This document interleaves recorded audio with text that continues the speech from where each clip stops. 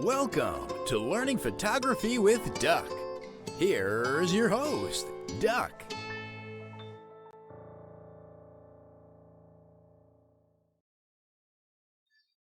All right, everybody. Welcome once again to another edition of Learn Photography with Duck. I am, again, your host, Duck. I want to thank you for joining me this evening. And today, what I have is a short little presentation that I figure I'll get started, maybe get some discussion going. Because what I like to do moving forward with our Q&A. Well, actually, let me change to the title here. There we go. Our photo Q&A, rather than just relying on you guys to come up with the topics of conversation, I give a little bit of a short talk on some topic that I feel might be of interest to you guys, and then maybe springboard off of that. That being said, and I've done it in the past too, so it's nothing new. But that being said, there is a photography group that I belong to by a professional photographer out of Arizona. And what he has done in the past is he provides challenges to photographers for them to complete. And it's part of his course that he sells, but he offers these challenges to photographers who are looking to break into the business of photography. But I figure, I might borrow some of the ideas that he does and present like maybe a monthly challenge. Nothing too extreme, nothing that, will push you into giving up, but hopefully push you enough to get you out of your comfort zone. And then, when we meet up for the Q&A, we can share our story, we can share our photo, and it'll give us something to discuss. So think about that. I'm not sure how it's going to work, but it'd be something interesting, I think, for all of us. And it might give you a prompt if you're ever stuck in a situation where I don't know what to photograph. Hopefully at least the monthly challenge will offer you a prompt that kind of gets you thinking and challenging you to come up with something for that next meeting. So let me know your thoughts. Share with them in the comment section on Facebook, and maybe we'll get something together. All right. So that being said, I have several events coming up. Not this weekend, but the following weekend. And so far, I've only got one person signed up for the street portraiture workshop. And I'm kind of hoping that, those of you who asked for this type of event, decide to come out and join us.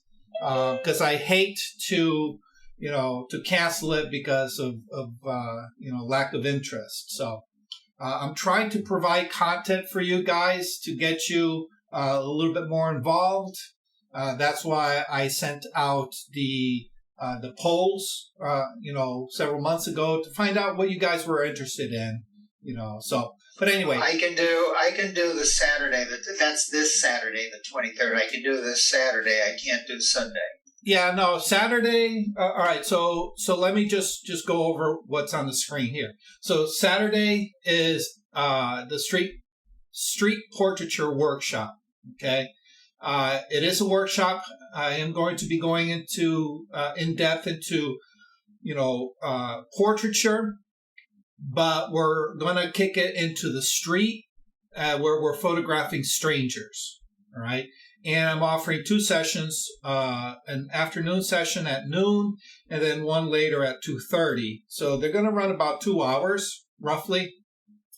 And I'm going to limit it to about 6 people. All right. So that way you're not lost in a big group of people. But the way it's looking, I don't think I'm going to have a big group anyway. So it's going to be nice and intimate.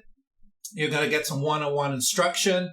And it's designed for those of you who maybe a little apprehensive about approaching people to take their photograph. Okay.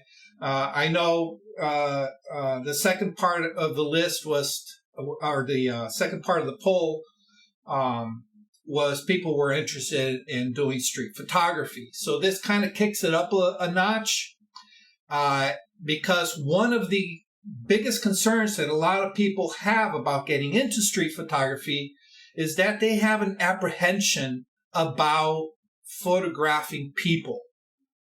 They don't know how to approach people. They think they need to kind of like photograph from a distance, kind of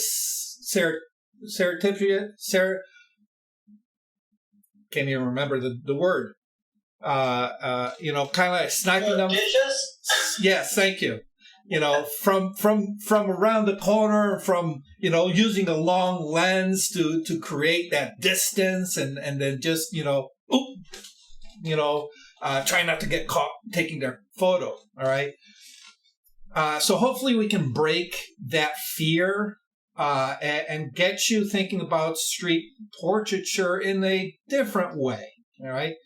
I've photographed strangers out on the street in the past, and I find most of them are more than willing, if they have the time, they're more than willing and very gracious to share their short 5-10 minutes, whatever it is, and I often just say, hey, here's my email.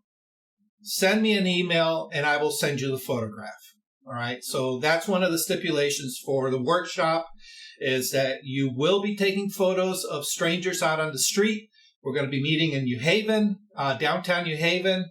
Hopefully there's going to be enough activity. And you know what? If anything, you walk away learning a little bit about portraiture and hopefully break down whatever barrier is preventing you from being a little bit more open about, public photography. So, again, it's $20, not this Saturday, but the following Saturday at noon and at 2:30. So hopefully, if this is something that has prevented you from doing in the past, this is a great way of breaking you out of that box. So hopefully you'll join us. Then on Sunday, it's just a fun get-together. We're going to meet over across the river from the Goodspeed Opera House. And we're going to just basically photograph the Opera House and the Haddam Bridge that goes across the Connecticut River. It's a gorgeous, gorgeous scene. And right now we're starting to get into that peak leaf season. Unfortunately, it's looking really terrible this year because, it's Connecticut. You never know what you're going to get. But hopefully there'll be enough of a variety of colors that, we can pull the colors out. All right. Again, I did the Photoshop last week and the Lightroom the week before that goes over how to pull colors or how to even add colors that are not there into your landscape photos in order to make them a little bit more vibrant and fall-like. So hopefully you'll walk away with some really, really cool shots of an awesome location. And then, once we're done with that, then we can hop across the river and shoot in and around the Opera House and see what we can get there. All right. So if you're into landscape photography and you want to take advantage of the fall leaf colors that are currently going on, come and join us on Saturday, and that's going to be at 2 p.m. All right. And the reason it's later in the day is so that the sun is behind us as much as possible as we shoot across to the Opera House. Okay? All right. The other thing that's not listed here, but I'm probably going to post sometime soon, is I want to get another little weekend get-together. I have a set of cards that I've developed. It's a photo hunt. It's basically two decks of cards that act as photographic prompts, and we turned it into a game. And you draw a card, and you have to complete whatever is on the card. There are points that are assigned to the card. I've done it last year, early last year. I think it was last year, yeah. And it was a lot of fun. Everybody who came out really enjoyed it. And a few people have asked me, when am I going to do it again? So I figure, hey, let's get it on the books. Okay. So stand by for that. I haven't picked the date yet. I know that we're starting to get into the holiday season with, Thanksgiving coming up soon. We got Halloween coming up soon. And of course, Christmas eventually after that. So hopefully I'll find a space and time for that soon. Okay. All right. So who's got anything to share? Anything? Anybody want to share anything? No? Okay. Let me go ahead and let me get my presentation up. Where did I put it? There it is. Okay. And I'm going to, oops.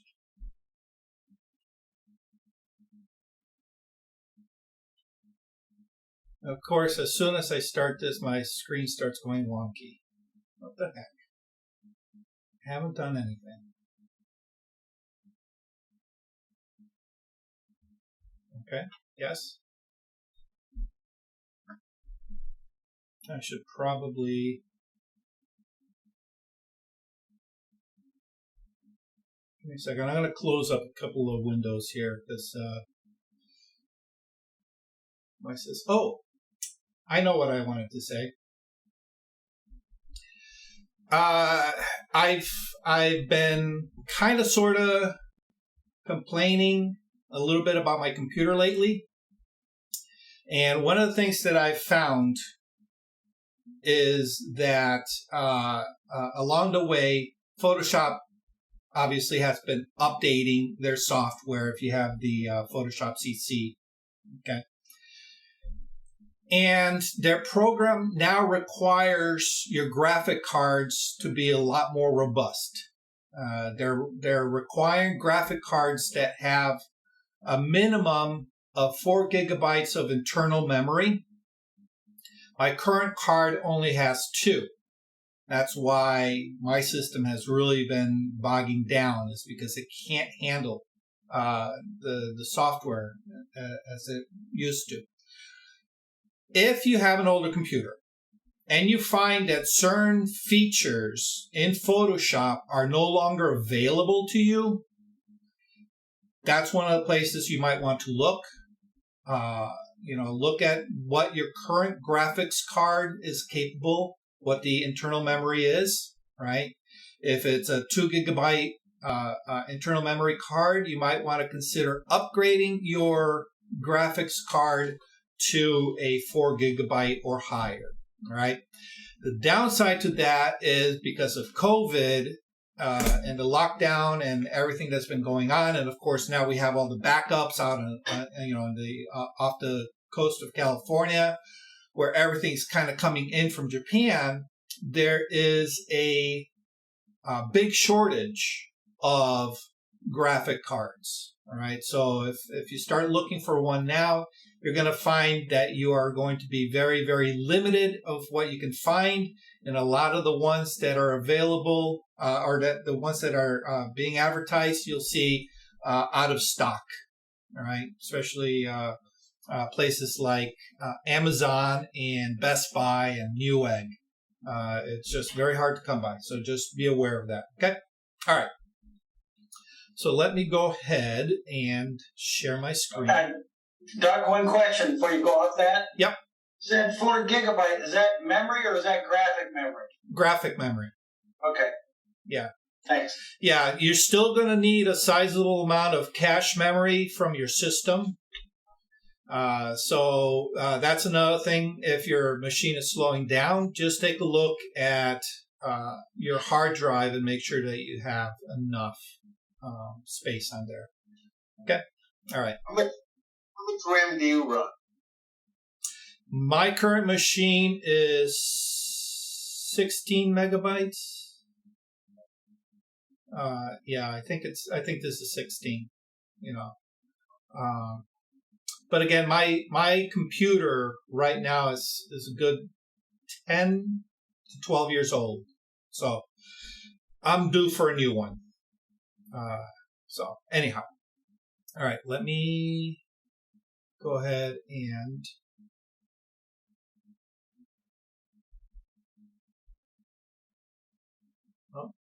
all right. Are you able to see? Yes. Oh, you know what? I think I shared the wrong one on. Oh, Hold on. it said tips for creating photos. Yeah, that's not the one I needed. Here it is. This one. Whoa! There we go. All right, there we go. And, oops. Okay, so what I want to do is just go ahead and I want to share some tips for creating compelling photos, all right? Some of these you've already heard, so it's, in my opinion, it's good to kind of hear them again.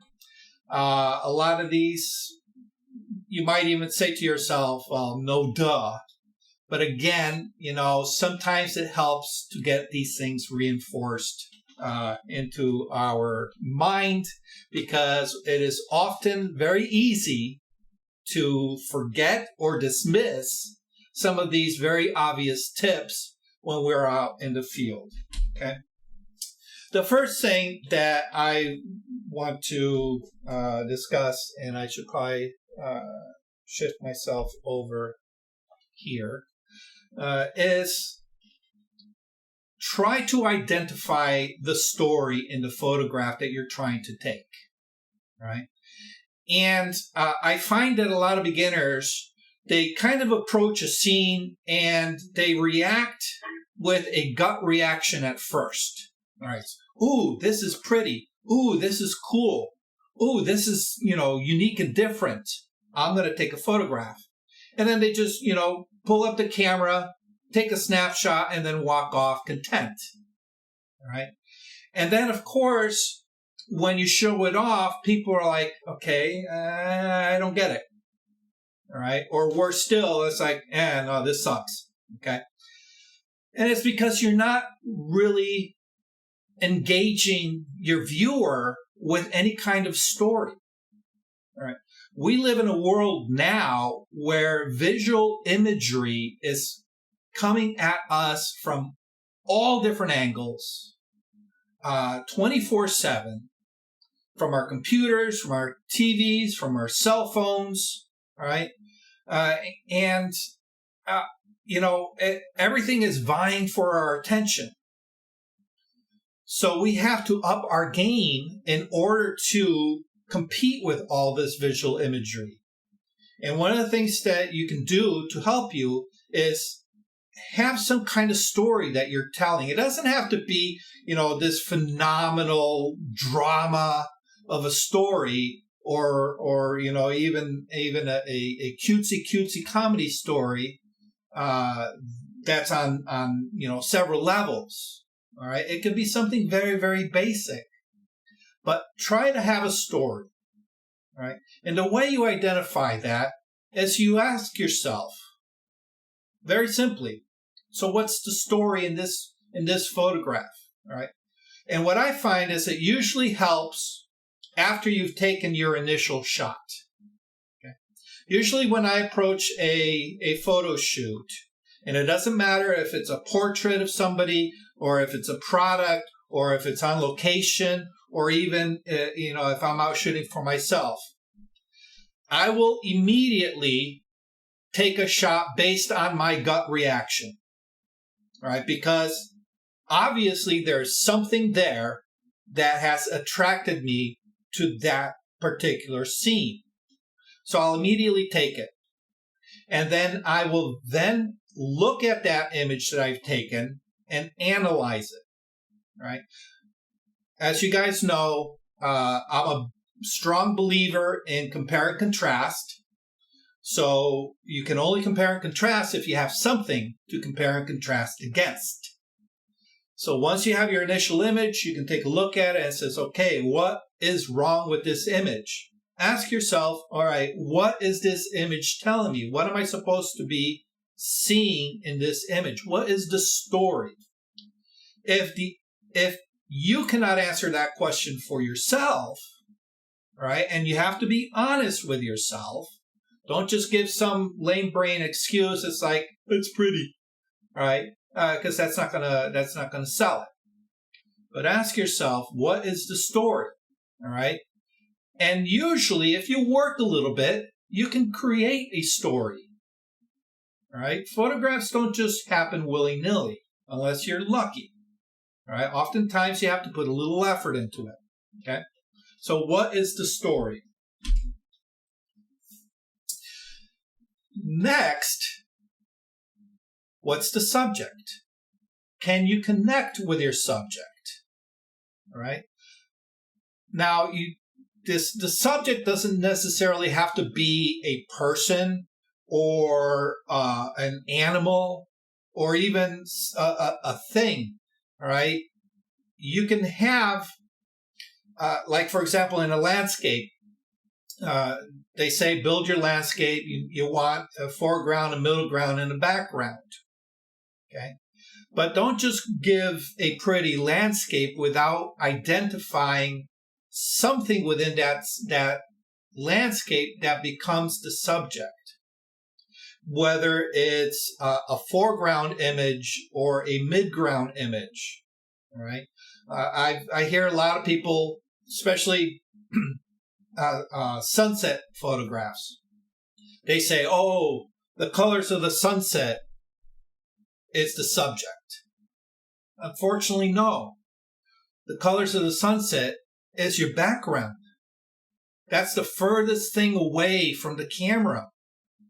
All right?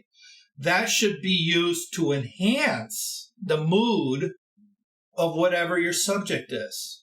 And that subject can be, if you're at a beach, it could be, a little rivulet that's leading across the sand into the surf.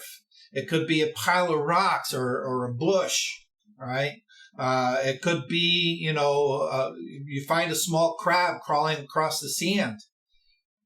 You need something that people can identify with. All right, because if you just give them something that they can see on a daily, everyday basis, you're not going to wow them, all right? Which kind of brings us,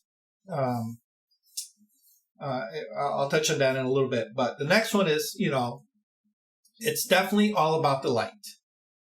Okay, without light, and you guys have heard me say this before, without light, we cannot make photographs, right? But it's the quality of the light that separates a snapshot from a work of art, right? Anybody can take a snapshot. We all have cameras in our pocket, literally 24/7 nowadays with our smartphones, okay? We can take snapshots all day long, all right? What we want to do is we want to create something that goes beyond the snapshot, something that goes beyond the everyday, right? And one of the ways we can do this is really, Brian, do me a favor, just mute yourself, please. All right, thanks. One of the ways to do this is really take into consideration the light and how it plays with your subject. The light also helps inform how you're telling your story. It's going to help set a mood that tells your story. So all these little bits and pieces start working together, right? Morning light, that nice warm sunrise glow is phenomenal, all right? Especially if you're a landscape photographer. All right, as a landscape photographer, the 2 times a day that you're going to want to be out with your camera is very, very early in the morning or later in the evening as the sun starts to set. those are the best days or the best times for your light, right? If you want ho-hum, boring, or even bad photos, then head out in the midday, okay? That's not to say you can't make compelling images in midday.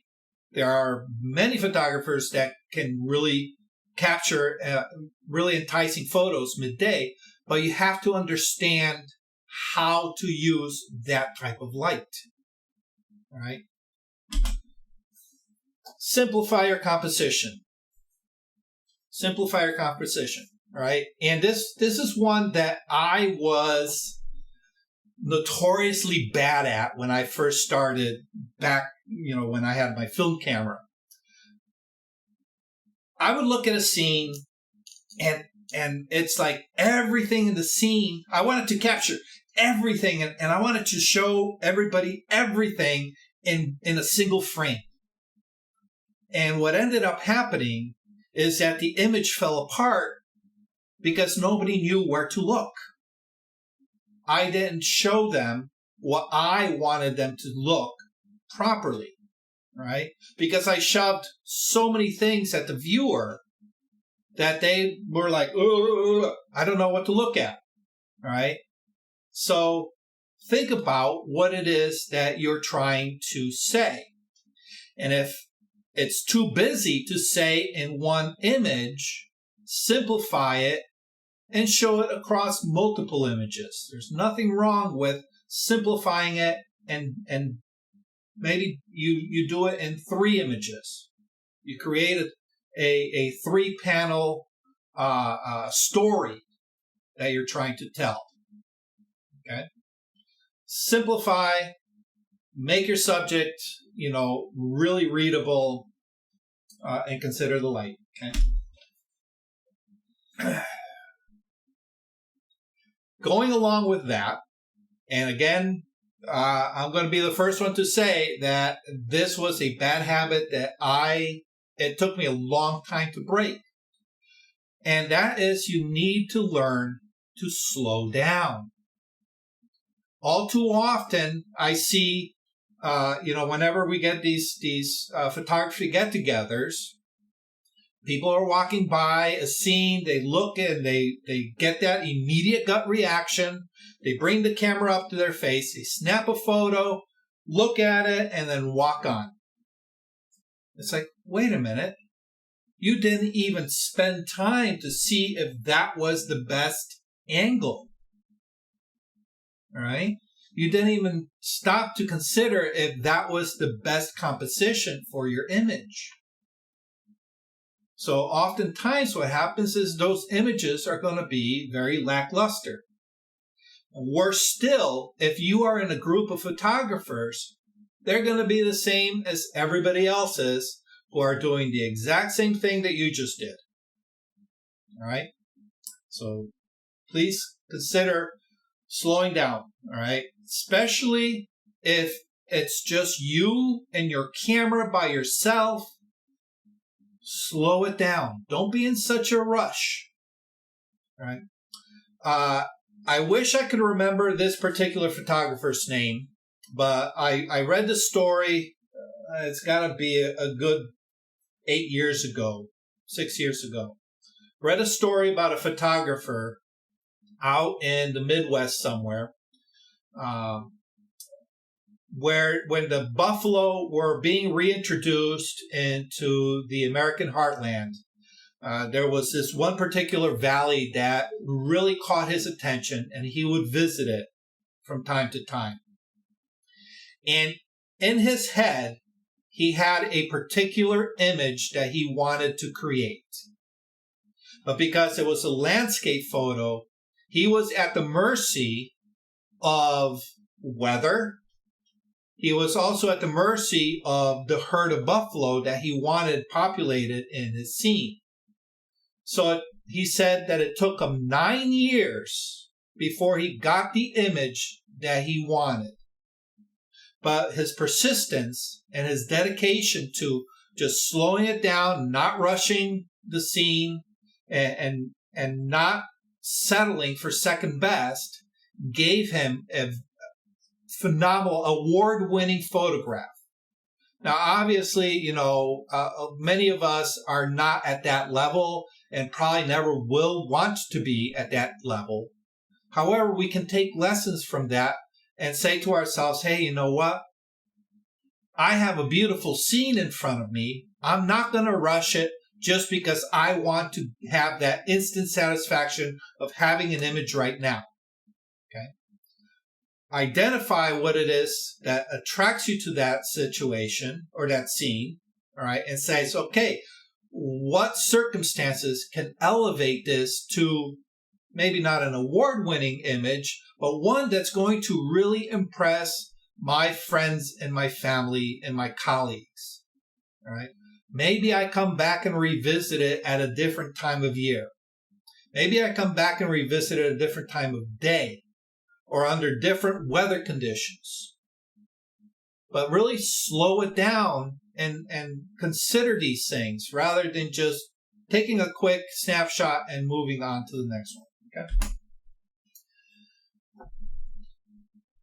This one is a pet peeve of mine. Those of you who sat in on my rules of breaking the rules of composition understand that oftentimes when a beginner says, "Oh, I'm breaking the rules," they're really not breaking the rules.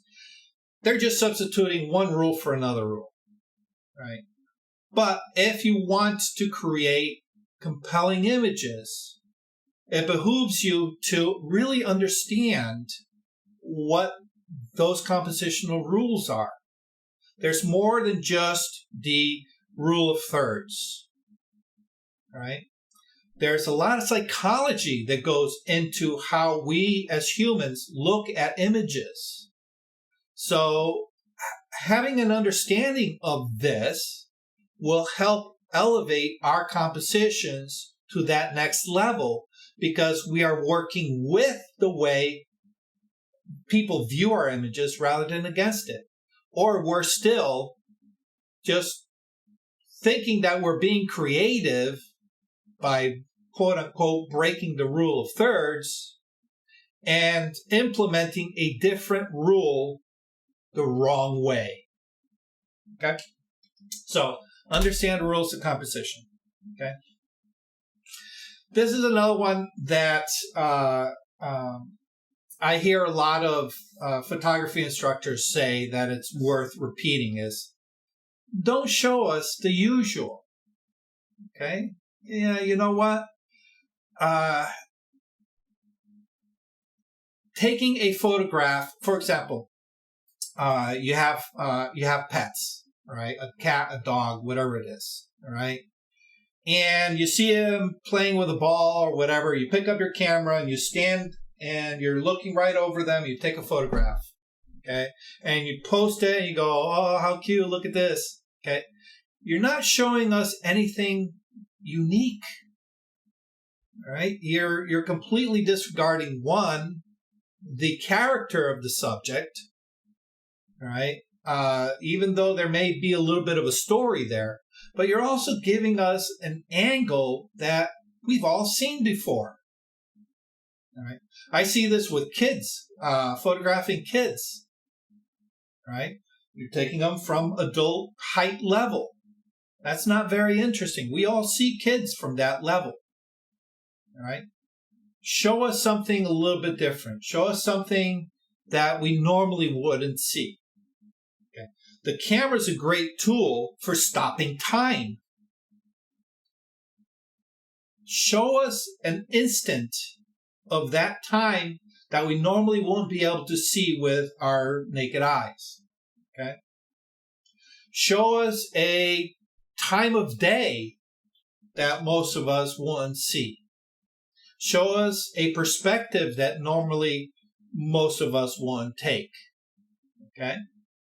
A lot of these award-winning photographers, they're hanging out of helicopters, hanging out of windows, hiking, off the beaten path in order to get that unique perspective. Now, you don't have to be, go crazy about it, but don't stand in the middle of the throng of other photographers taking the same shot that every other photographer is taking. All right? Ask yourself, okay, why do I want my photos to look the same as these photos? It's okay when you're first starting to learn, but at some point you have to break from the herd. Go off to the side. Go underneath something. Go above something. Take a different perspective. Okay? Try to think outside the box. Show us something that normally we wouldn't see. Okay? And like I said, step outside your box. Okay? And you don't have to go crazy about it. Right? I read of this one photographer who was wheelchair bound. He couldn't. He's over in England somewhere, and again, I'm thinking back something I read years ago, right? And the majority of his shots were taken from his car. But what he would do is he would take his car a little bit off the beaten path, not off-roading per se, but he would stop in locations along his travels where people normally would not stop to take a photograph, right? And it became his thing, right? He would also go out at times where people don't normally go out, right? So he worked with his limitations, but he stepped outside of the box of what is normally expected in order to create compelling images, right? Don't compete against others, right? Now, I had a discussion a couple of weeks ago. The topic of conversation was competitions. And in the conversation, I had mentioned that I have a love-hate relationship with competitions. Because oftentimes what people are doing is they're trying to compete against the expectation of the judges. They're competing against the expectation of the rules of the competition. All right. So they're trying to set these rules and these goals for themselves based on these external sources, right? While there is some truth to that, you don't want to be competing against, let's say, the first, second, third place winner of last year's competition.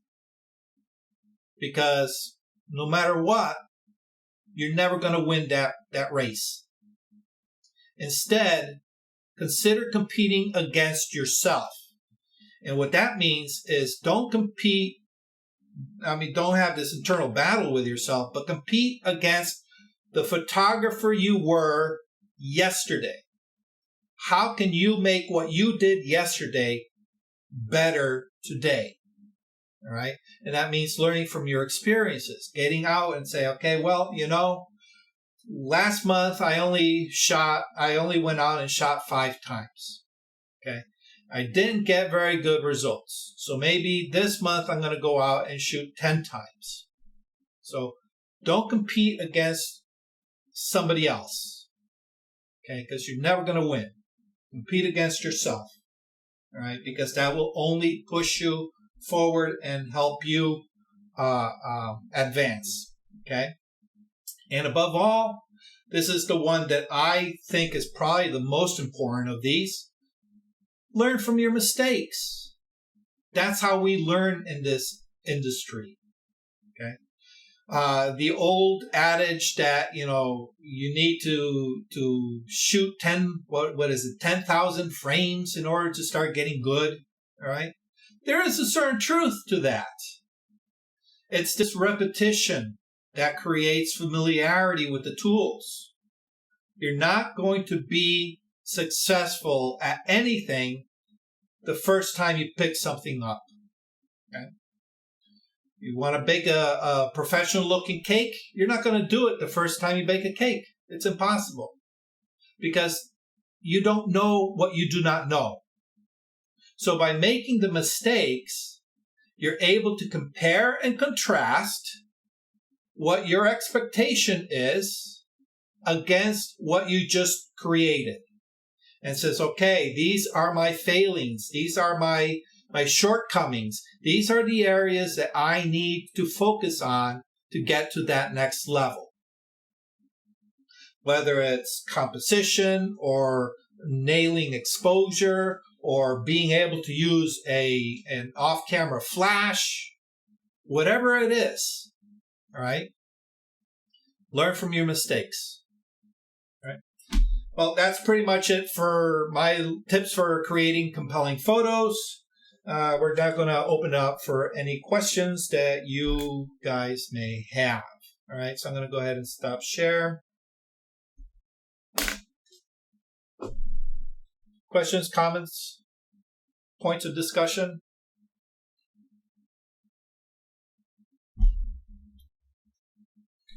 Yes, no, maybe?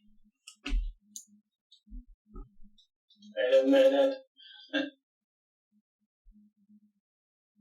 Okay, I got something to say. Am I on? You are. Okay. You know, it's interesting that you went into this because I was thinking it's been on my mind, and it's always on my mind, and I think it was it last week, was it Jill that showed us, was that Jill that won a contest? I believe so, yeah. Yep, that was me. Okay. So here was the way my thinking has been, because along the lines of what you've been saying, I come across these photos that I have, and for some reason I stare at them and I think they're art worthy. But then again, I feel like I don't know. And so then a couple things I go, well, maybe it's just like the Wizard of Oz. I need to put him in a show and see what other people think for recognition.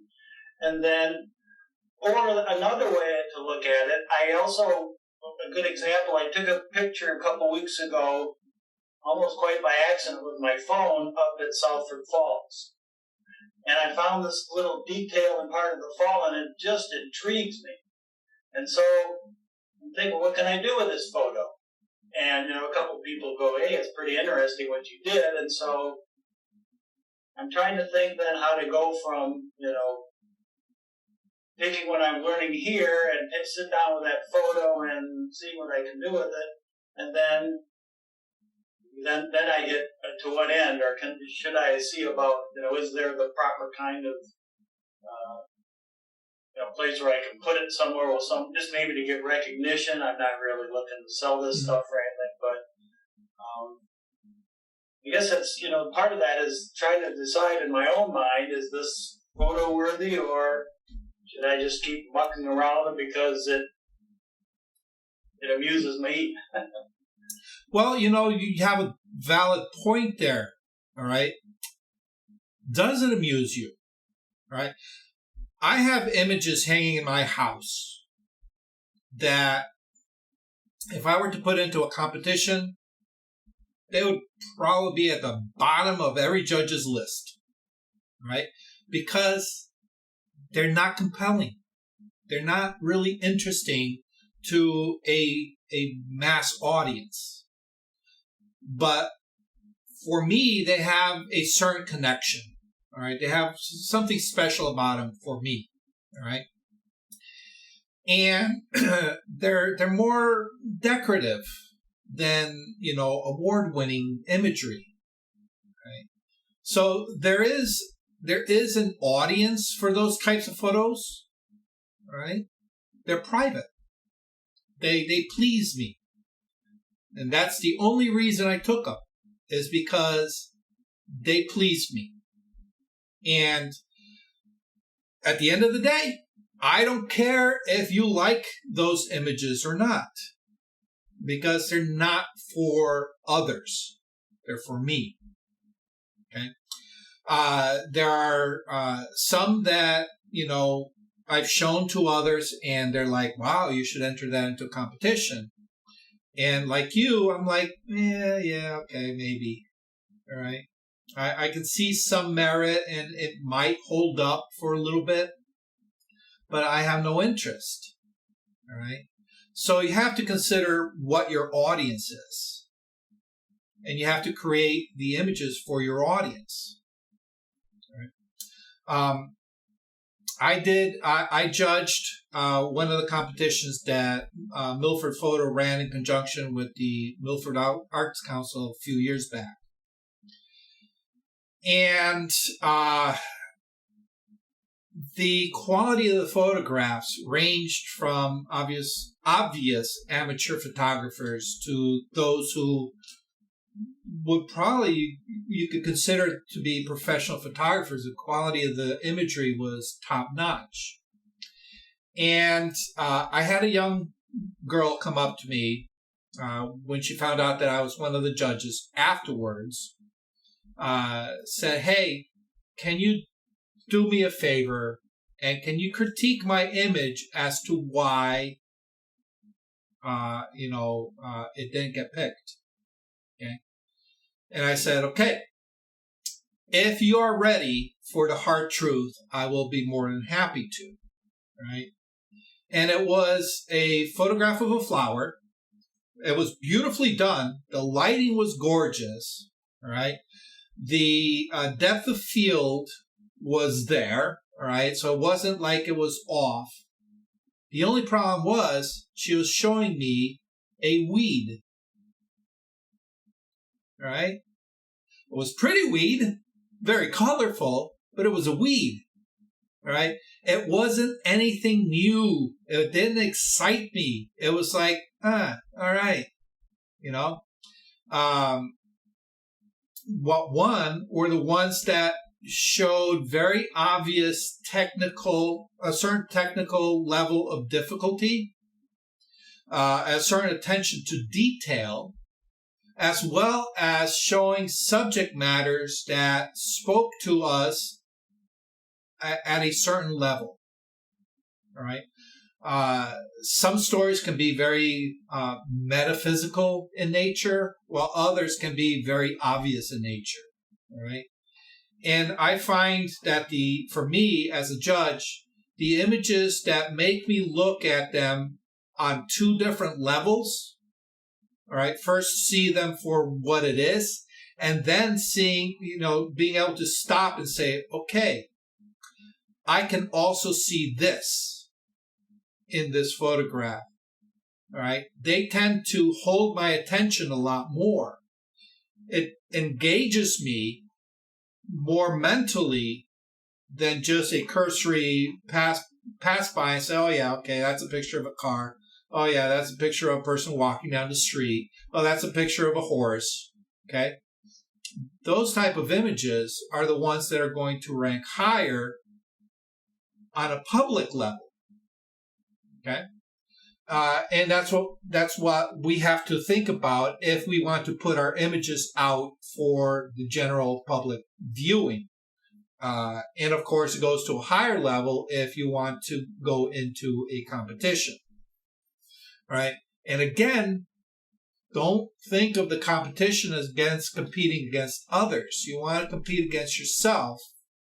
All right. And you want to push yourself beyond what you have done previously, because that's what's going to help gain attention.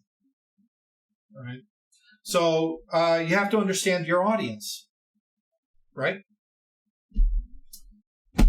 But yeah. Anybody else got any comments? You're muted, Brian. And something else you said at the end there that gave me pause, because I tell you a quick story. We went out to a dance last week, and I was going to take my camera, and someone else was taking pictures, so I set my camera down behind me in the bushes, and I left it there. And anyway, it points up that I'm starting to appreciate that I'm just not as good as I used to be at taking pictures, because I did take a couple pictures that night, and before I set it down, and they were just bad, not a focus. And so I find myself actually more interested in honing my Photoshop skills, and maybe even like we were talking before, going back to some old photos and see what I can do with them now that I've gained some more things. And I take another look at those. Absolutely, yeah. But any skill, if you don't use it, if you don't practice it, it gets rusty, right? And you know this as a visual artist, as a designer, you have to keep that creative eye working, otherwise you tend to lose it. I felt I lost with COVID because obviously there are no events, nothing to shoot, and a couple of other people said the same thing. One woman who's in a couple of these groups, she does street photography, and she said she felt, that she just lost it. I felt I had to start from square one again. Maybe not exactly at square one, but it's like, okay, how do I deal with the tripod again? I'm serious about the tripod stuff, and it's like I put things away and forgot about it. You know how you take a course just to learn it, just to pass the exam, and it's a course you'll never use the material again. Yeah. It's interesting you say that because pretty much all of you know that I spent 23 years as a tattoo artist, and then 3.5 years ago I kind of like retired from that, and I was creating artwork on a daily basis. And it's all handwork. It's all illustration by hand. And when I stopped, I literally stopped cold turkey and switched over to photography. And I didn't pick up a drawing pencil for almost a year. And when I started to get back into drawing, I realized how much I lost because I wasn't practicing it on a daily basis. And it surprised me, but it's also scared me that I would lose that skill so quickly, right? If, some people have asked me, do you miss tattooing? And I says, not really. But if push came to shove and somebody put a tattoo machine into my hand, I'd have a hard time getting back into the swing, because when you do something on a daily basis, you gain a certain rhythm. There's a certain zen to it that you just kind of like you get into that zen and you get lost in it, right? And that's one of the things that I loved about tattooing is I would get lost in these works of art that I was creating. And now, whenever I force myself to get back into illustration, I'm doing a lot more digital illustration than I used to, simply because it's a lot more convenient. I'm forcing myself to get back into it, and I'm finding that it's harder for me to get into that Zen moment, because I don't do it on a constant basis. So yeah, it's like any skill. You need to keep going. You need to practice it. You need to, keep it part of your, routine as much as you can. So yeah, good point. Hey, Bob joined us. All right. Yeah, a little late. That's all right. You can always watch the replay. Poking the screen. All right. Which reminds me the Monday night session on Lightroom that I did at the beginning of the month. I ended up not posting it because I realized I recorded all the audio, but none of the desktop stuff. So that's why I never posted that video, because it's just me talking and not showing anything.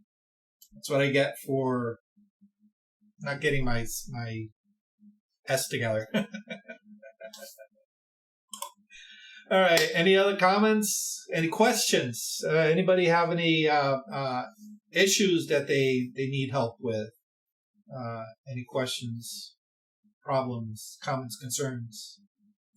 This is Q&A. This is your chance. Yeah, I have a question. Go for it. Okay. 24 megapixel camera. And then when I JPEG to send it out to make a photo, they give me a smaller size than what I want. How can I make it bigger? Do I cut down the DPIs from 300 to 150? Or what? You said 20 megapixel? Yeah. All right. So, what size print were you looking to get? I'll say I wanted something bigger than 8.5 by 8 by 5. Say I wanted what's the next size up? 10 by 12? Yeah, or 11 by 14. Yeah, but it tells me, well, you can't go any bigger than 3 by 5. Okay. I would say double check your settings, because on your export, it may be downsizing it. You want to keep at the native resolution if possible. So a 20 megapixel camera, you're going to have on the long end at least 5,000 pixels wide. Yeah. All right. You should be able to print a poster with that. And that's 17 by 24, whatever it is. You should be able to easily print a poster off of that. Okay. But if they ask for JPEG, it kind of cuts it down when they export it from Lightroom. No, well, yes and no. Yes, it does resize it down if you tell Lightroom to resize it down. All right, so that's why you need to check your export settings. All right, because in one of the, and of course I closed my Lightroom up. Let me open up Lightroom again. Give me a second. But in your export settings, one of the tabs is the resize, all right? And you can designate by pixel or by inches, as well as also DPI. All right, let me... All right, my Lightroom's loading up right now. Give it a second. You can see my video suddenly just really chokes down. All right, let me go ahead and share screen. Where's my preview? Okay. All right. This is from a photo shoot that I did a week ago. All right. So we go to export, right? Export. Yes. The export dialog box. Okay. First one's export location. Second one is file naming. Third one's video, which, nobody ever uses. And then you have file settings. Okay. And this is where you tell it, how you want to export it out. All right. And of course, if you're going for print, you're probably going to export as a JPEG. I would suggest, depending on what service you're using for your export, for your printing, if they can take TIFF files, send them a TIFF file, because there's going to be more color information in that. But the majority of them, they request JPEGs. That's pretty much the industry standard. Okay. You want the quality to be at 100%. 100%. All right, and that's going to cut down on any color banding, all right, because the quality determines how the colors are going to be replicated across fields of similar colors. Okay, all right. For example, if you have a blue sky, right, that blue sky very seldom is the same shade of blue all the way across every single pixel of blue. There's going to be variations. Some are going to be a little darker, some are going to be a little lighter by maybe 1 or 2 points. All right, so rather than telling the computer, it says, okay, all these colors that are, of course I'm not sharing. Here we go. Should be right here. All right. So rather than having the computer say, okay, all these colors, they're very similar, I'm going to make them all the same color. But these here in this band, they're a little bit lighter, so I'm going to make them all this separate color. And then what happens is as you go across, you're going to see this kind of like pixelated banding of colors, all right? So by putting it at 100%, it really, really minimizes that, okay? You'll want your color space to be as high as possible. All right. There's a lot of discussions about this, but ProPhoto is the best one. If you can get a color profile that matches the printer, that's even better. All right. But a lot of systems,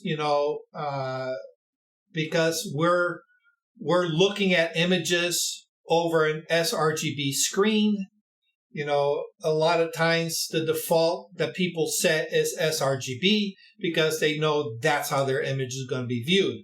But if you're outputting for print, consider going to something either like Adobe RGB or better still ProPhoto RGB, simply because your color profile is going to be a little bit more robust. Okay. And of course, there are other tips and tricks like setting your black and white point. But here, all right, just make sure you don't click this limit file size to. You want to keep that unchecked, right? And then the next setting is where you can go and resize it, okay? If this little checkbox here is checked, all right, then it's going to apply whatever is in these boxes to that output.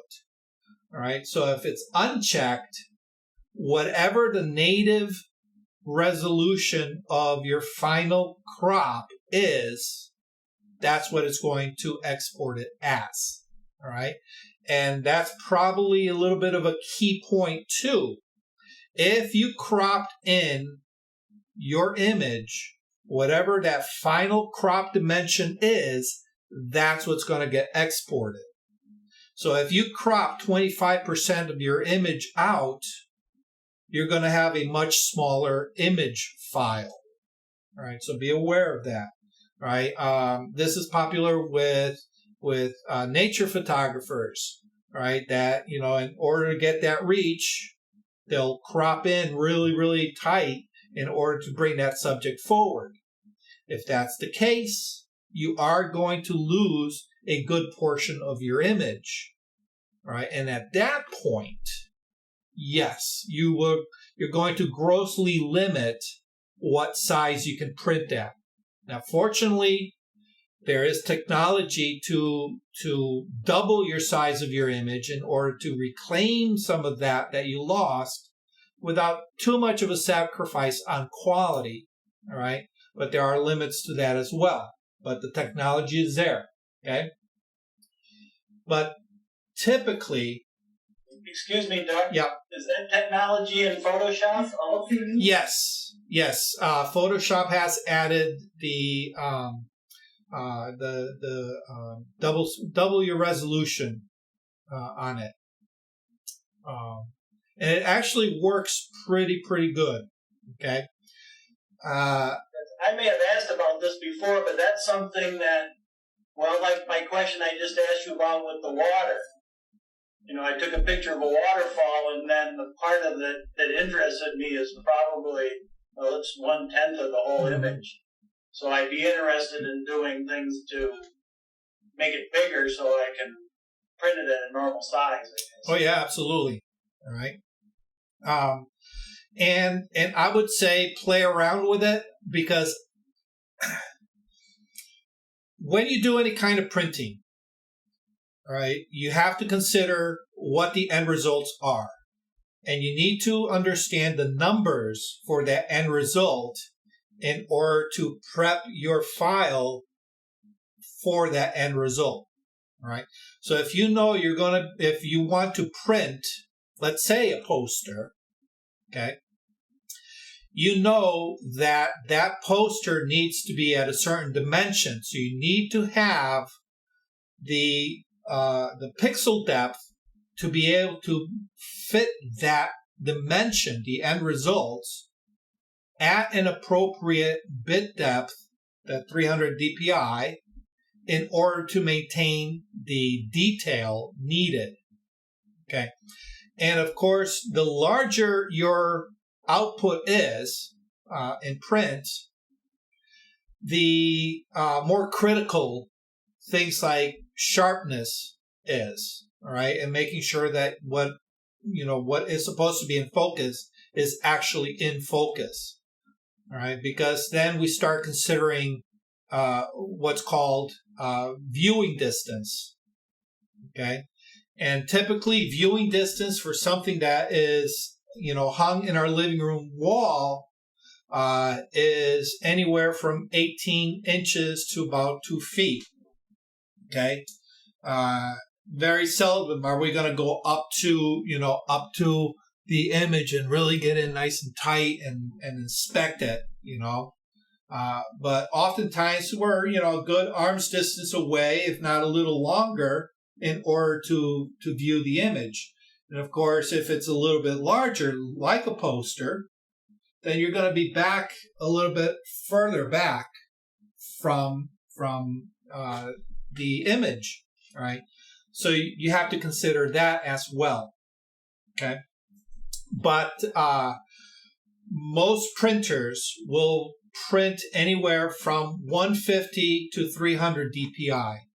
So you want to make sure that you have enough dpi to fit the printer.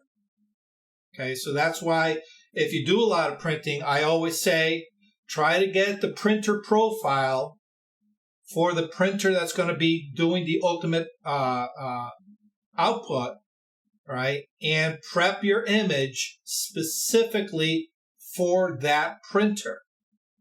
Because that way you know that what you create, that printer will be able to handle, right?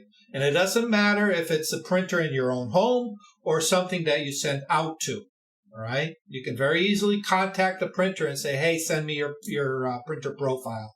And most printers will be more than happy to email that information to you, okay? And it's just a little file that you bring into Photoshop with Lightroom, and the software will now know how to prep that image for the best quality for that printer, okay? But you have to keep in mind what the dimensions are, all right? And for Lightroom, you're going to be doing it here, all right? You're going to set all your dimensions here, okay? By default, you'll see mine here is set to 3200 dpi, 3200 pixels on the long edge at 300 dpi. This will print very easily. Will print an 8x10, right? And I can probably even get an 11x14 out of this. Beyond that, I might have a little bit of trouble. Okay, so you can see that we're talking about 3200 pixels across.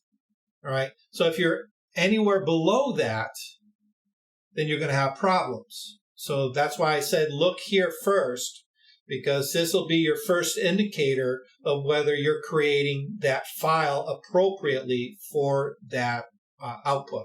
Okay? Does that answer your question? Yes. Okay, awesome. Thank you. Alrighty. Anybody else?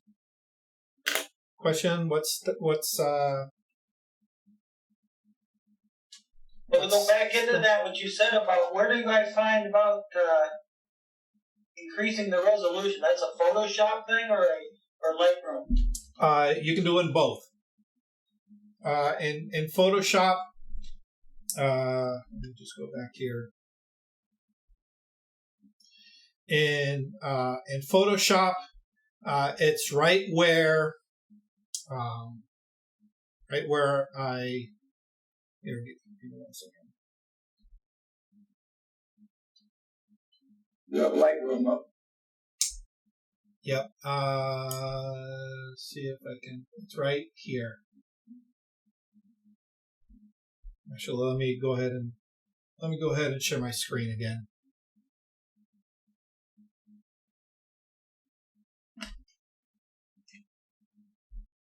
It is under image sizing, right here, resolution.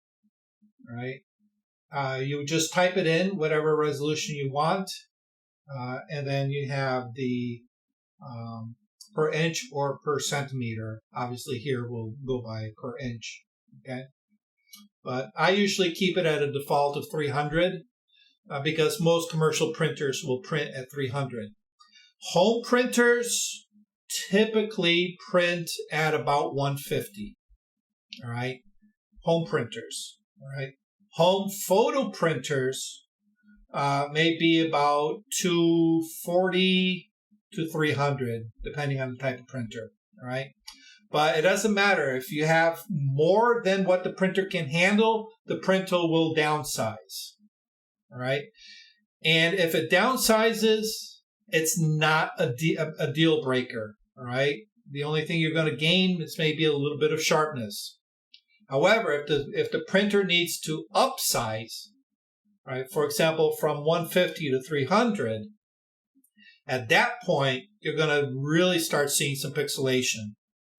Because in order to get that quality, in order to get to that size, the pixel count needs to it's like these what's it called, the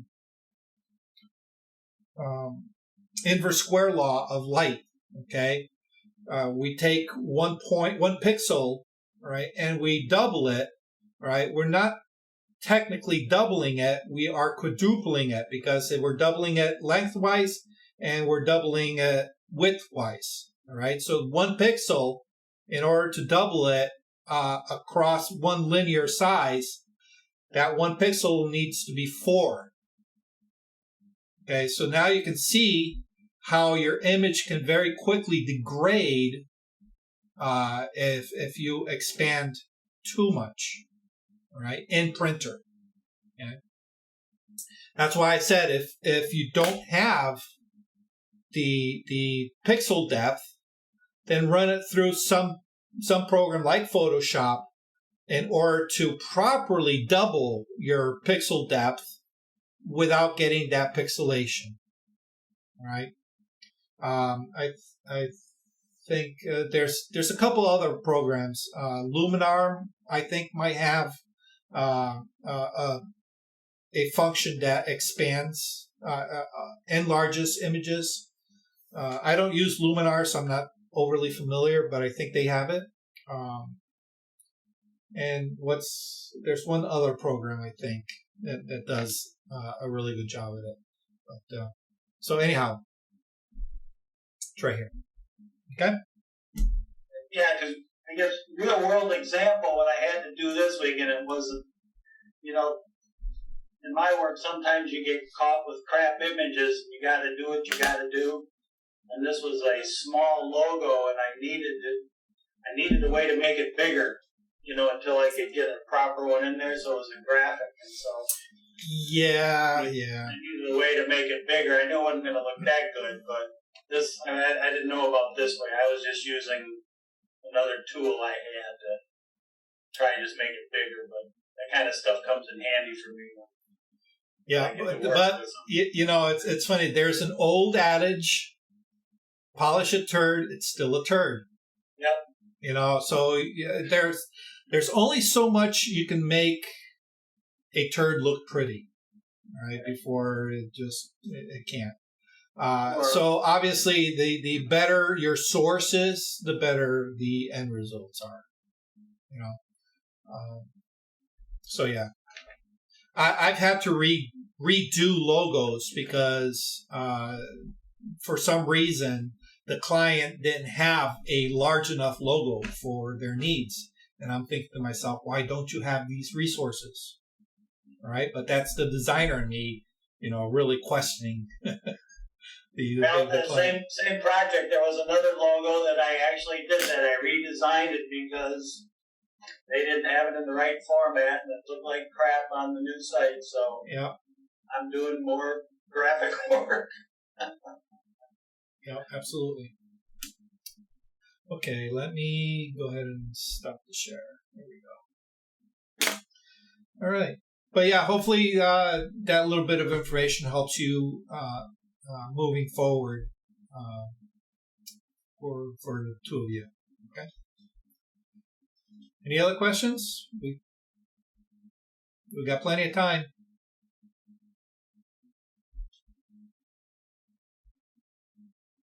No? We have a question for Brian. Brian, did you find your camera? Oh yeah, I found it. It was it just sat. It was in my front yard where I took the picture, so I wasn't that worried. Oh, good. Just didn't want to forget about it when I came home that night after a night of hullabaloo, so to speak. I think every photographer has a horror story about losing equipment. I remember when I was in the Navy, I had a Canon A1 program, and I had a 35 millimeter lens, and I had a 7200. Okay, I was in Washington D.C. I hopped on the metro. When I stepped off the metro, I had camera in hand, but the 7200 millimeter lens got left on the seat on the subway, and it wasn't until the subway took off that I realized what I had done. And there was no getting that back. So. Maybe you're not a real photographer until you have one of those stories. You know what? I think you're right. Mine was a brand new camera for my big trip to Hawaii back in 2004. And, it was 5 megapixel, was state of the art. We had just gotten there, and I set it on top of the car, and we all watched it in slow motion go slide right off the car and hit the ground. Oh, yeah. Actually, you know what? You just remind me. I had one of those big clunky VHS camcorders that used to sit on the shoulder. I had it in a bag, and I put that on top of my car, all right, as I was loading my car. And for some ungodly reason, I started driving off, and then my rear view mirror. Well, first I hear it slide, and then in rear view mirror, I just see this bag do a tumble. And immediately pulled over, reclaimed my bag of pieces. That was hard. With an F1 Canon. Oh, yeah. That was back in 65, 67. Mm-hmm. I put the kids in the car. I said, oh, and they jumped in, and away I went, and camera went off the back. Yep. It's very easy to do, It's funny when we look at it from an outside point of view, You know, we see it's not like, funny. oh yeah, well, you know, how many of us have seen the person put the cup of coffee on the top of their car, doing stuff, and the first thing you think of, they're going to drive off with that cup of coffee on top. And sure enough, they do it. You know, because as soon as you go inside the car, you completely forget what's above you. It's I don't know. I did that last week, but luckily I went into the garage. I took the coffee out of the coffee holder in the car, put it on top of the car. And I guess I must have gotten things out of the trunk and forgot about it. The next morning I went out there and there was my cup of day-old coffee. Oh, yeah. But I have one. It's not a camera situation. When my son was like, I guess maybe 3 years old at this point, or close to 3, I put him in the car, out of the stroller, took him out of the stroller, put him in the car, and the stroller was behind the car and backed up and ruined the stroller. Had to go buy another stroller, but he was old enough where I needed a stroller for only like 2 more months. He was the only child, so. Yeah.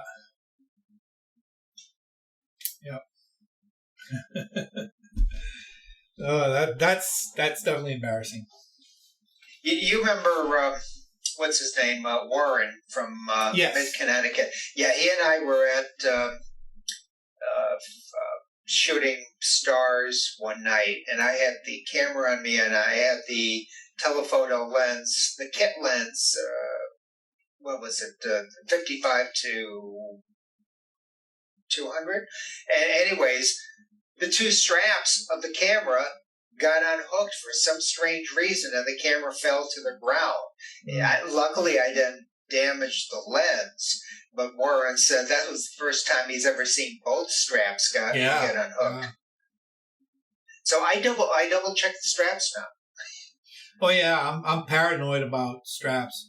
You know, and like for my tripod, I don't know if anybody's ever seen my tripod. I actually have a tether that I clip that attaches my camera to my tripod. So in case the base plate gives out for any reason, that camera's not falling to the ground.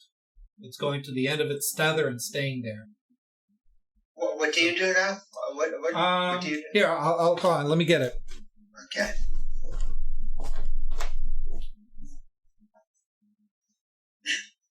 You should do that too, Bill, so you don't keep the strap around your neck when it's on the tripod. You did that summer we were in Norwich. Yes, I have the strap around my neck. Good memory. You know, I kept thinking you were going to knock the whole thing over or something. All right, so that was my 70th birthday. There we go. That's right, it was, wasn't it? Yes. All right, so my favorite camera strap is from a company that unfortunately went out of business. It's called Boss Strap. Boss Strap. I love this thing. It's a sling that's got this slide. All right, and it allows me to carry it on the side and then just bring the camera up. Okay, but in order to use this little clip on my camera is this this leader with a ring. Okay, so what happens is this clip,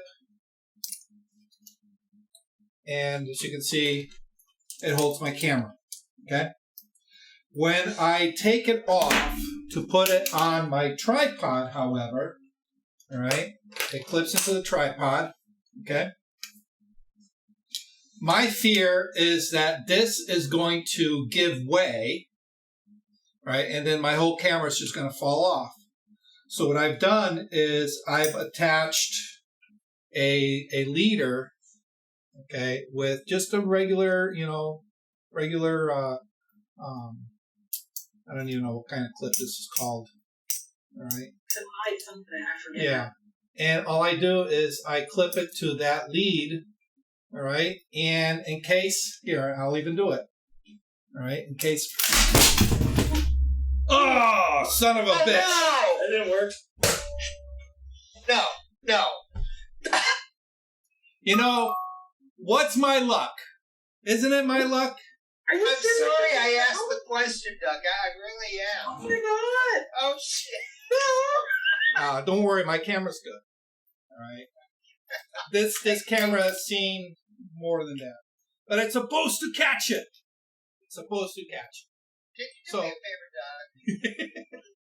put this out on, I don't know if I can download YouTube, but if you could put this on Dropbox or something so you can do a blooper reel. it. I'm gonna have to cut that little bit of a film.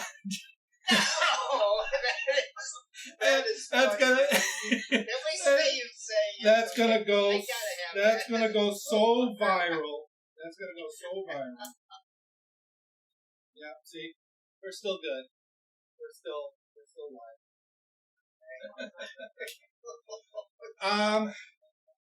This camera. So back in well, anyhow, it's supposed to. I guess I'm gonna have to rework that. But it's supposed to catch it. Oh my god. I'm red in the face now. But all At right. least you At least it was here and not out on it. So back in the I don't know, about 5 years ago, I used to do a lot of off-roading with a group. Somebody's Fred, could you do me a favor? Mute your mic. Sorry.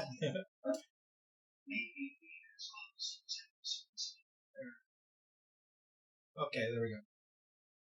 All right, so we were going up this like very steep mountain. All right, hey Fred, do me a favor. Just mute yourself. Your audio's coming through. Oh, Thanks. The name of the hill was called Diaper Hill, right? And it was pretty steep. And the reason it's called Diaper Hill because if you're not careful going up with your vehicle, if that vehicle starts going sideways, it could very easily roll back down the hill. And that's when you're going to change your diaper. Okay, so I was halfway up that hill taking photos of all the Jeeps coming up the hill. And one of the Jeeps started going sideways. All right. And as soon as the Jeep starts going sideways, you have to be very, very careful. And we all our spotters have to make sure that we prevent that Jeep from going back down the hill. So as soon as this Jeep started losing control, we all jumped into action. And my gut was concerned for the driver because they can get killed. All right. And I lost control of my camera. And my camera dropped. I had my 24-70 lens on there. My camera dropped and rolled about halfway down from where I was. So about a quarter of the length of this hill. It rolled and I'm like, oh my God, that's it. That's the end of the camera. We got the driver back on.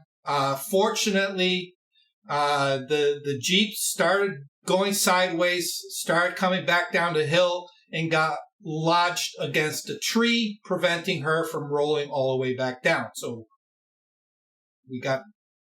she was lucky for that respect. All right.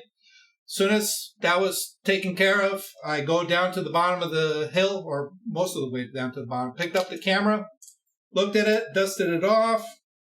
All right. These are the scar marks from that day. They're still here. Looked at it, and it worked. Lens didn't crack. The mount didn't break. Nothing. So these are a lot sturdier than people give credit for. Well, as you just saw. So there's proof. Buy Canon. They're tough. Take that, Nikon users. Oh my god, I can't believe that happened. Oh yeah, of course I can. It's par for the course for me. Something. And Bonnie warned me before we started the show.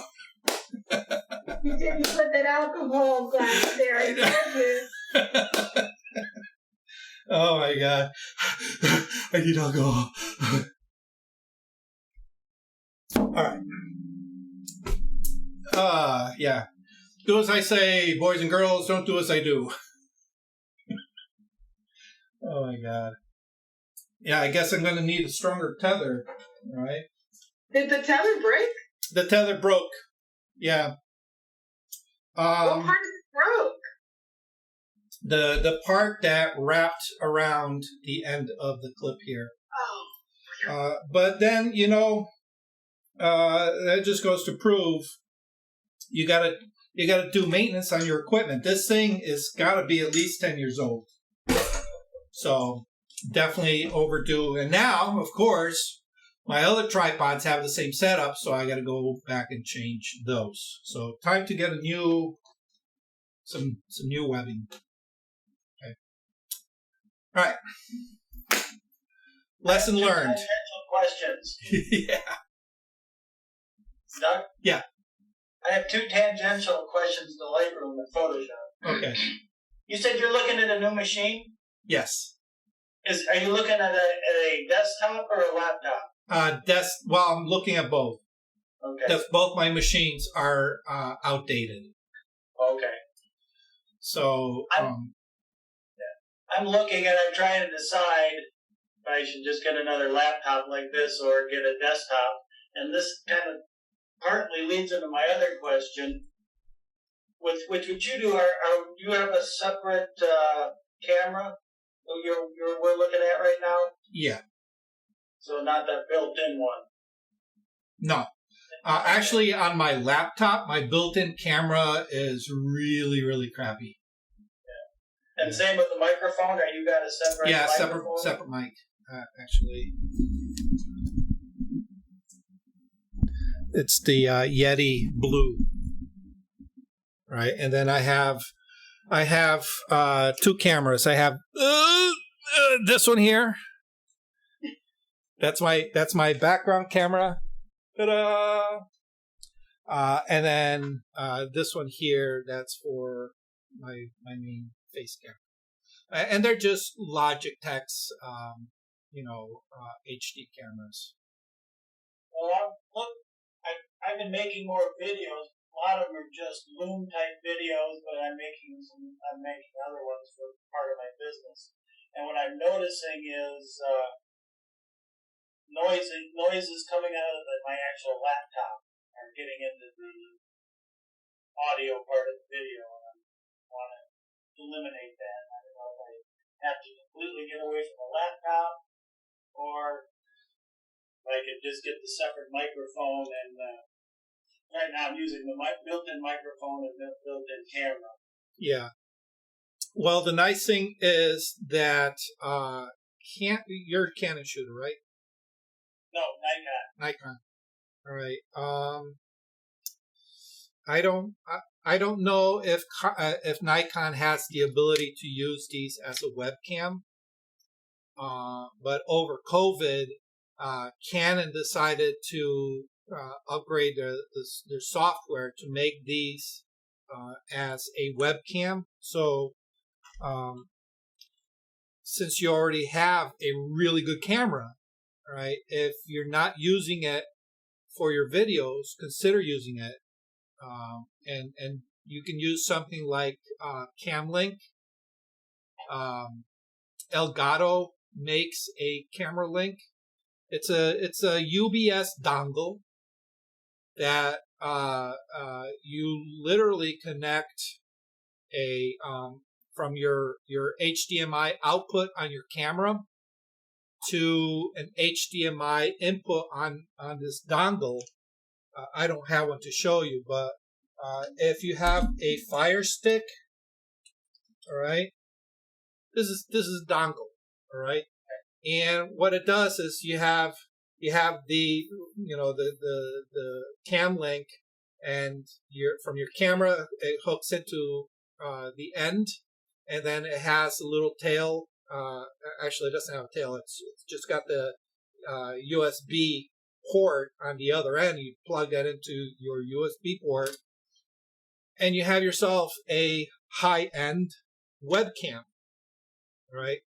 And depending on the type of camera, if you have, once you put it on video, if you have autofocus or eye detect on your camera, you're able to move around within the space and it will track you.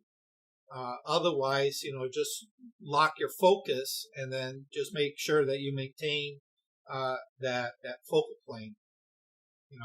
But the nice thing is, you can you can use all your big lenses for this. Obviously, for your applications, you're gonna want to stick to 24 to 35 millimeter. Otherwise, that camera needs to be like a mile away in order for you to do any filming.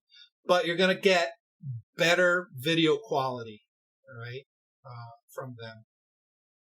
Do you think I could use my D70 and hook it into my desktop and use that as a webcam? Oh yeah, absolutely. Go to the Canon support website, and you can download the software for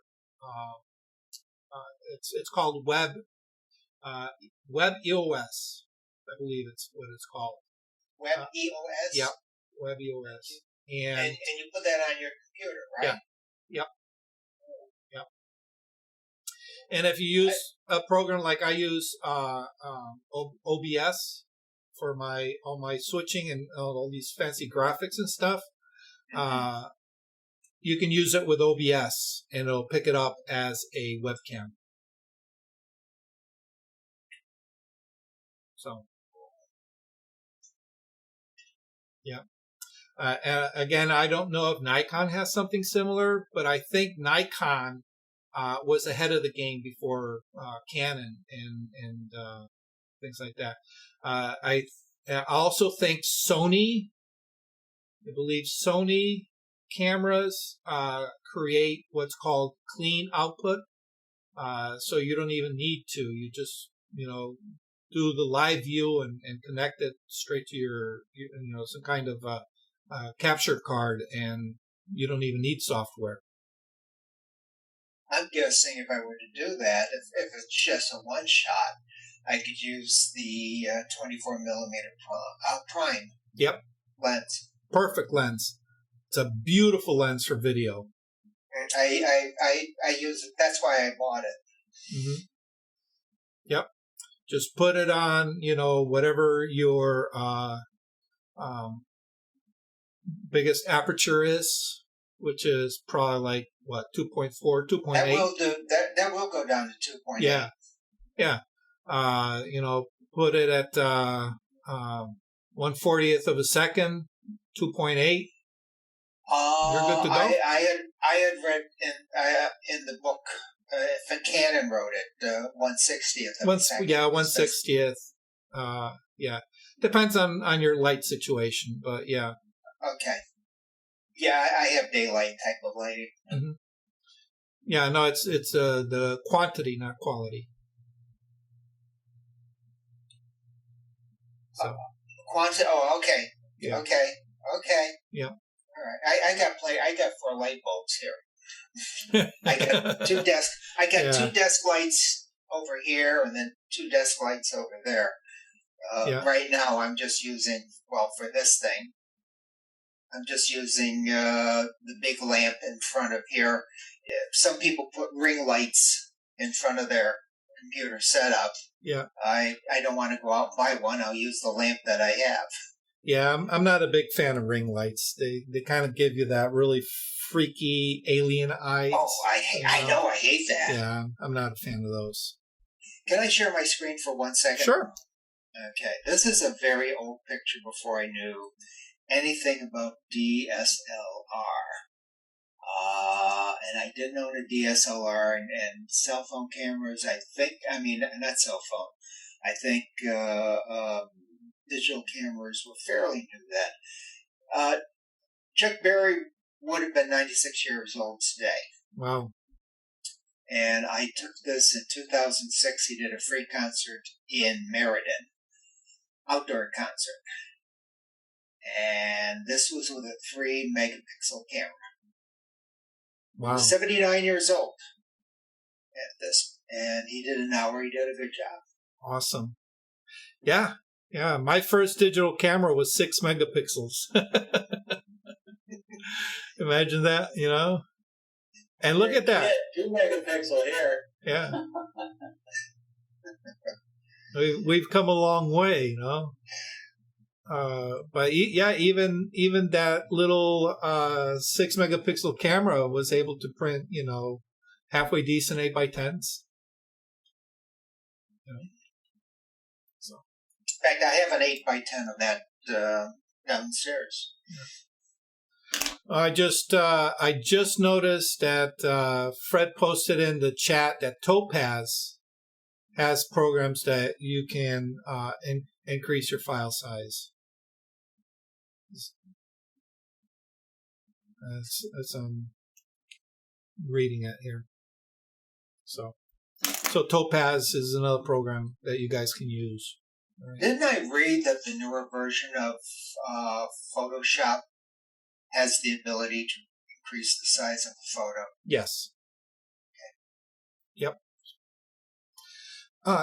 Yeah, and there's talk about putting that feature into Lightroom at some point in the near future, which will be kind of interesting. So, I'm starting to see a lot more integration of some of the AI features that they rolled out in Photoshop, you know, over this past, you know, decade, really. I'm starting to see a lot of that starting to now creep into Lightroom, especially into the mobile version of Lightroom. So it's expect some interesting things to come into Lightroom, you know, in the very near future. So, yeah. One of the things that they're going to be rolling out that I was reading about is better masking in Lightroom. All right. As you guys know, that, you know, if you use Lightroom on a regular basis, Lightroom really doesn't have a way to mask the way we think of masking in, you know, in Photoshop. It does use masking in a kind of circuitous way, but now they're implementing editable masks into Lightroom. So that's going to be probably the next big update that Lightroom comes out with. So that'll be interesting. Of course, I'll have to do an episode on that once I get my computer updated. Computers aren't cheap nowadays. So, all right. Anybody got any other questions, comments, concerns? No? All right. Again, I want to remind you guys, you know, not this weekend, but the following weekend, the 23rd and the 24th. Doc, yes. The 23rd is this coming weekend. Oh, it is? It is this. Yeah. Oh, I am off. Oh, that's right. Yeah. Are you prepared for it? I am, yes. I have a big project in the works, and that's been taking my attention. And it got canceled today because of the rain. You know, so we're kind of scrambling to get it done tomorrow. So I think my mind being there kind of threw me off. But yeah, you're right. Thank you for pointing that out. It is this coming weekend. All right. So the 23rd, if you're interested, you'll need to sign up for the workshop through a link that's on the events page. And then, of course, if you can come out and join us Sunday for a fun time over at the Goodspeed Opera House, that'd be awesome. All right, and that Okay, one. I have to change this. I thought I was available this week. Whoops, sorry. Yeah, sorry for the confusion. That was my fault. Too many things going on. Yeah. Absolutely, I know. All right, guys. Thank you. Thank you. Thank you for joining me once again. We're not getting together next week, obviously. And then in November, I have to shift everything over 1 week. So instead of being Lightroom on the first Monday, it's going to be on the second Monday, because my first Monday, I have a family obligation that's kind of taking over. So everything's just going to get shifted over 1 week. Okay. So we will meet on the second week of November, the second Monday of November for Lightroom, and then it'll fall back into place after that. Okay. I'll make notes of it in the events pages. All right. All right, guys. Thank you very much. If you guys find this information useful, please let your friends know that we do this on a regular basis. Let them know that there is no charge for any of this. You know, maybe we can get some more people to join us, and you know, rather than just us. Nothing wrong with hanging out with you guys, but let's see if we can get some new faces, huh? Let your friends know. Tired of us already. No, never. All right. Have a good couple of weeks. I'm sorry, what? Have a good couple of weeks. Yes, thank you very much. And of course, if anything comes up in the meantime, feel free to post it in the discussions on the Facebook page, and because I check that all the time. And let's get the conversation continued on Facebook, okay? Okay. All right, awesome, guys. Be safe. If I don't see you next weekend, the next time around. Thanks, guys. Bye. Thank you for watching Learning Photography with Duck. Brought to you in association with Milford Photo, your local full-service camera store. Located in downtown Milford, Connecticut, Milford Photo offers you a personalized shopping experience. From the latest camera gear to printing and framing services. And, of course, educational workshops to teach you the finer aspects of photography. Don't forget to tell them Duck sent you.